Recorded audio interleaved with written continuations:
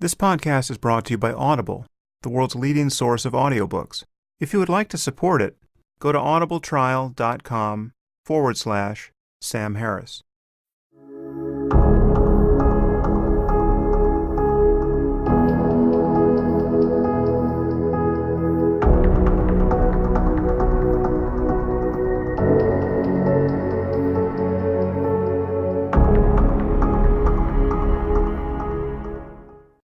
Well, welcome to the Waking Up Podcast. This is Sam Harris. I was going to bring you a fascinating conversation I had with the cosmologist Max Tegmark from MIT, and I will bring that to you, but I just got back from Boston, where I had my event at the Kennedy Forum with Maajid Nawaz, and I've just reaped the whirlwind on social media. It has been really amazing, kind of the perfect storm of political correctness and intellectual dishonesty.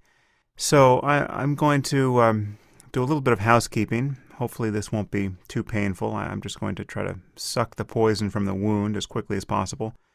But the pushback against Maajid and I merely having a conversation, the malice we have both received, Maajid in particular, has really been flabbergasting. Nathan Lean, an employee of Reza Aslan's, called Maajid my lapdog. Murtaza Hussain, an employee of Glenn Greenwald's, got on Twitter and called him a talking monkey, a porch monkey, a native informant. This is all after viewing the video of our conversation at Harvard. And that video is online. You can see that on my blog. Watch that video and then contemplate how close-minded and psychologically and ethically confused you have to be to think that Maajid was functioning as my lackey there. As I said on that panel, if anything, my views were more modified by our dialogue than his were. And if you read the book, you'll just see how that conversation evolved. It's just amazing to me the level of cynicism and ill will this is bringing out in people. But I suppose I shouldn't be amazed. Last week I did an interview with Dave Rubin, and Dave is a really nice guy, incredibly supportive, and had the bright idea of trying to inoculate the world against misrepresentations of my views by just going through the most controversial positions on profiling and nuclear war and all the rest. And he thought we would do 5 minutes on each over the course of this interview, and then he would put up those separate chapters as a point of reference for anyone who wanted to be clear about what my views actually are. Well, we did this, and then people distorted this very conversation. So, for instance, I said, with respect to my views on profiling at airports, I said, if Jerry Seinfeld shows up at security and gets the same sort of pat-down that anyone else does, we know that is a waste of time. We know that Jerry Seinfeld, famous celebrity, is very unlikely to have been successfully recruited by the forces of global jihad while no one was watching. So any time spent patting down his body or selecting him for special attention based on some notion that it's only decent and fair to do so, that is security theater, and that makes us all less safe. Well, P.Z. Myers excerpted that. If you've forgotten who P.Z. Myers is, you could be forgiven, perhaps. But in any case, he's a biologist who's a blogger who I now never interact with, but I'm mentioning him because he kicked this whole thing off. He summarized my view as being one where if you look like Jerry Seinfeld, you should not receive scrutiny at the airport, which is to say, if you're white and or Jewish looking, you should not receive scrutiny. And Glenn Greenwald and Reza Aslan reacted to this, spread this around to millions of people, and Cenk Uygur did the same, I believe. So in any case, my Twitter feed was just a tsunami of stupidity when I got back from Boston. The point, as is obvious in the video and should be obvious, is that I'm saying if you're a famous celebrity, I mean, nothing turns on this. How many celebrities go through the TSA and hold up the line because they're being patted down? It was a joke. I was simply pointing out that there are people at the airport who we know are very unlikely to have been recruited by ISIS. I put 80-year-old Okinawan women in there and little girls from Norway. But my point was that if Jerry Seinfeld himself is going through, we know he's not a member of ISIS. And when responding to Glenn Greenwald's attack on me on Twitter, I said, Glenn, I could have just as well used Denzel Washington. It would have been the same point. And he said, it's very telling that you picked Seinfeld and not Denzel Washington. Right, so this is Glenn Greenwald in his beloved capacity as a mind reader. He's detecting in me the bigotry and racism that I didn't know I harbored or have imperfectly concealed. Well, let me just spell it out for the deliberately obtuse. If you are Denzel Washington or Jamie Foxx or any other celebrity of color who doesn't stand the slightest chance of having been recruited by Al-Qaeda or the Islamic State, well, then I think you should get the same treatment at security that Jerry Seinfeld gets, or Betty White, which is the other example I used in that interview. And this is why I describe my view as anti-profiling. It's not a matter of singling out people from the Middle East or people with dark skin. It's a matter of not obviously wasting time and scarce attentional resources. It's a matter of paying less attention to people who we know are extraordinarily unlikely to be jihadists. Unfortunately, this very public and, I think, calculated distortion of my views about profiling has coincided with a 14-year-old boy's arrest in his school in Texas, this boy Ahmed, who brought what he described as a clock to school. And he is a Muslim boy who is very interested in engineering, it seems, and is a tinkerer, an inventor. And he brought some tangle of circuitry to school, which he said was a clock, but his teachers thought it was a bomb, or might be a bomb, and brought him to the principal's office, and he wound up arrested as a result of this. Now, who knows what happened? This story is only breaking today, but now I'm getting hammered for this being the outcome of my views on profiling. So I should say a few brief things about this.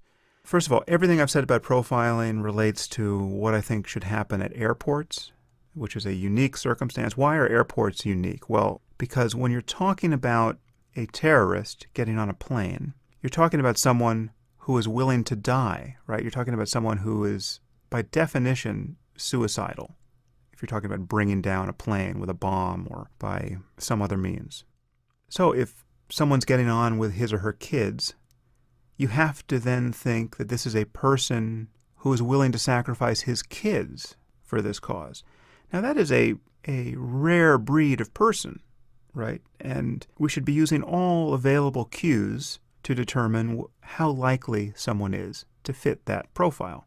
And as I argue and maintain, smart, well-trained people can, at a glance, exercise very educated intuitions about these things. And not everyone is equally likely to be a jihadist, much less a suicidal one at the airport.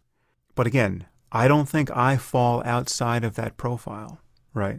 If I'm wandering through the airport alone and I'm not recognized to be the vociferous critic of jihadism that I am, hey, I'm as likely as almost anyone, based on surface appearance, to be the next suicide bomber.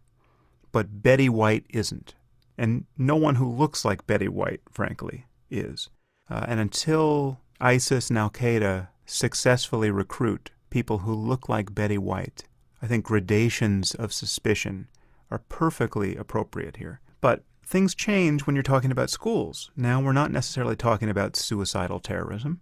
We're talking about incidents that more resemble the kinds of things we have learned, unfortunately, to worry about at schools. We're worried about mass shootings, for the most part, of students and teachers by students rather often, and rather often by white students. I think probably most often by white students, judging from the news coverage. So if you're worried about the next Columbine massacre, if a kid shows up at school with something that looks like a bomb, I should hope that the teachers and the administration will exercise the same degree of caution, whether the child is white or Arab or Muslim or Christian. The background of the person is totally irrelevant. We're talking about the object they brought with them, which has provoked suspicion. Now again, I don't know anything about Ahmed apart from the video that I saw of him online. He looks like a perfectly wonderful kid whose interest in science is to be celebrated. But if he brought something to school that looked terrifying to his teachers and he couldn't give an adequate account of what it was, well then caution was totally warranted, whatever his religious background or color of his skin. And if it looked like a clock, well then not. I've seen some photos that purport to be the thing he brought. It didn't look much like a clock. But in any case, the idea that racism or bigotry or xenophobia was giving some topspin to this episode, that is, if true, to be totally deplored, right? Again, I don't know the specifics of what happened to Ahmed. It looks on its surface to be reprehensible, but the way in which Glenn Greenwald and the usual suspects are demagoguing this issue and holding it up as an example of Islamophobia or as a straightforward implementation of my views, well, that should come as no surprise. It's totally dishonest, and it's quite damaging to our conversation about very hard issues. How we deal with our security concerns going forward is a very difficult issue. It's difficult politically, it's difficult ethically, it's difficult practically, and it is only made more difficult by this kind of obscurantism. So, I think that's all I have to say about that. Of course, I'm painfully aware that many of you find this incredibly boring. You can't believe how boring I find this. And I'm aware that many of you think it's totally counterproductive for me to defend myself. I wish I believed that. It's not clear to me what to do, but it's pretty clear that silence on my part and just trying to rise above it doesn't work. So, up to the limit of my tolerance and yours, I'm going to have to address these things occasionally. However, on my next podcast, you will learn that we very likely live in a universe where there are infinite numbers of beings listening to podcasts, just like this one, where we didn't talk about any of these things. Though that would also entail a universe where there are infinite numbers of beings just like us listening to this exact podcast an infinite number of times. I don't know about you, but I consider that a problem.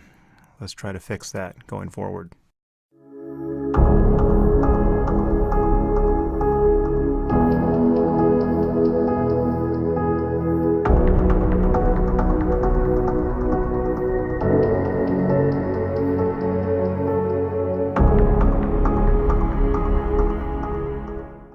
If you enjoyed this podcast, there are several ways you can support it. You can leave reviews on iTunes or Stitcher or wherever you happen to listen to it. You can share it on social media with your friends. You can discuss it on your own blog or podcast. Or you can support it directly. And there are two ways you can do this. You can leave a donation through my website at samharris.org/donate. Or you can try a membership at Audible, the world's leading source of audiobooks, at audibletrial.com/Sam Harris.